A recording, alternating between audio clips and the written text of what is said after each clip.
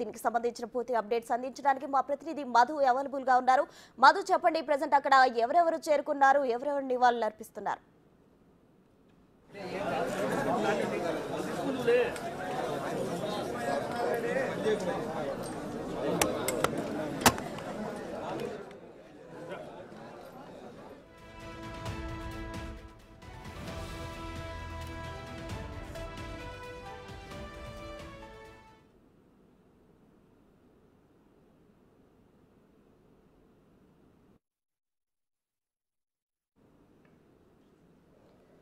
వైఎస్ఆర్ 75వ జయంతి సందర్భంగా ఇడుపులపాయలోని ఆయన ఘాట్ వద్ద వైఎస్ జగన్మోహన్ రెడ్డి, విజయమ్మ అలాగే కుటుంబ సభ్యులు నివాళులు అర్పిస్తున్నారు. దీనికి సంబంధించిన అప్డేట్స్ మా ప్రతినిధి మధు అందించడానికి అవైలబుల్ గా ఉన్నారు. మధు చెప్పండి, ప్రెసెంట్ అక్కడ ఎవరెవరు చేరుకున్నారు? పార్టీ శ్రేణులు కావచ్చు, అభిమానులు కావచ్చు, భారీగా తరలి వచ్చిన పరిస్థితి మనం చూస్తున్నాం.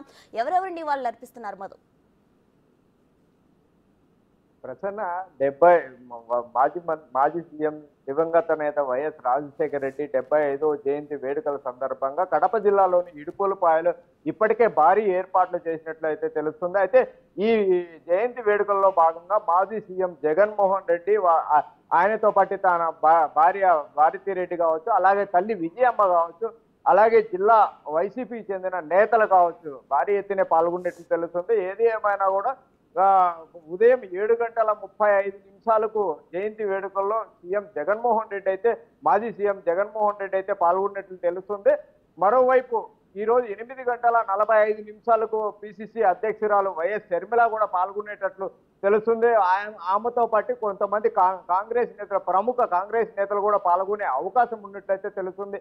అనంతరం ఇక్కడి నుంచి జయంతి వేడుకలు పూర్తి చేసుకున్న అనంతరం జగన్మోహన్ రెడ్డి అమరావతికి చేరుకునే అవకాశం ఉందన్నట్లు తెలుస్తుంది. అయితే ఏది ఏమైనా కూడా గడిచిన 2 రోజులుగా మాజీ సీఎం జగన్మోహన్ రెడ్డి కడప జిల్లా పర్యటనలో భాగంగా పులివెందుల తన సొంత నివాసంలో జిల్లా నేతలతో అయితే చర్చించినట్లయితే తెలుస్తుంది. జిల్లాలో రాబోయే రోజులలో వైసీపీ నేతలపై కావచ్చు, వైసీపీ కార్యకర్తలపై కావచ్చు, అలాగే వీటిపైన దాడి జరిగితే ఎలా ముందుకు వెళ్ళాలి, ఎలా నిర్ణయం తీసుకోవాలి, అసలు అధికార పార్టీ నేతలు వైసీపీ నేతలపై దాడి చేస్తే ఏ విధంగా ఎదుర్కోవాలనే చర్చలు కూడా జరిగినట్లు తెలుస్తుంది. అయితే మరోవైపు గడిచిన 5 ఏళ్ల పాలనలో పాడా నిధులలో భాగంగా 2,285 కోట్లు ఇప్పటికే పులివెందుల నియోజకవర్గం చెందిన వైసీపీ కార్పొరేటర్లు కొంతమందికి బిల్లులు చెల్లించాల్సిన విషయంపై కొంత మొన్న అయితే చర్చ అయితే భారీగానే జరిగినట్లయితే తెలుస్తుంది. ఏది ఏమైనా కూడా ఈ నిధులు మీకు ఆల్రెడీ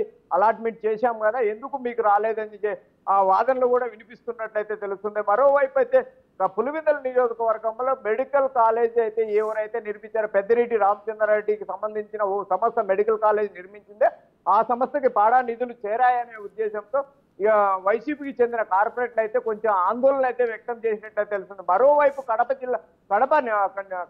నియోజకవర్గానికి చెందిన కొంతమంది కార్పొరేట్ల దాదాపు 20-30 మంది కార్పొరేట్లు వైసీపీని వీడి కూటమి ప్రభుత్వంలో చేరే అవకాశం ఉన్నట్లు జగన్ దృష్టికి వెళ్లడంతో జిల్లా అధ్యక్షుడైన సురేష్ బాబును పిలిపించి అసలు విషయం ఏం జరుగుతుంది, అసలు కార్పొరేట్లు ఎందుకు వెళ్తున్నారో, మన పార్టీ నుంచి ఇతర పార్టీలకి ఎందుకు వెళ్తున్నారు అనే కోణంలో కూడా చర్చించినట్లయితే తెలుస్తుంది. ఏది ఏమైనా కూడా మరోవైపు అన్నమయ్య జిల్లాలోని రాజంపేట నియోజకవర్గంలో జగన్ కి అయితే బిగ్ షాకే తగిలేటట్టు ఉంది అని చెప్పుకోవచ్చు. అయితే మా రాజంపేట నియోజకవర్గానికి చెందిన మాజీ ఎమ్మెల్యే మేడా మల్లికార్జున రెడ్డి కూడా పార్టీ వీడే అవకాశం ఉన్నట్లు తెలుస్తుంది.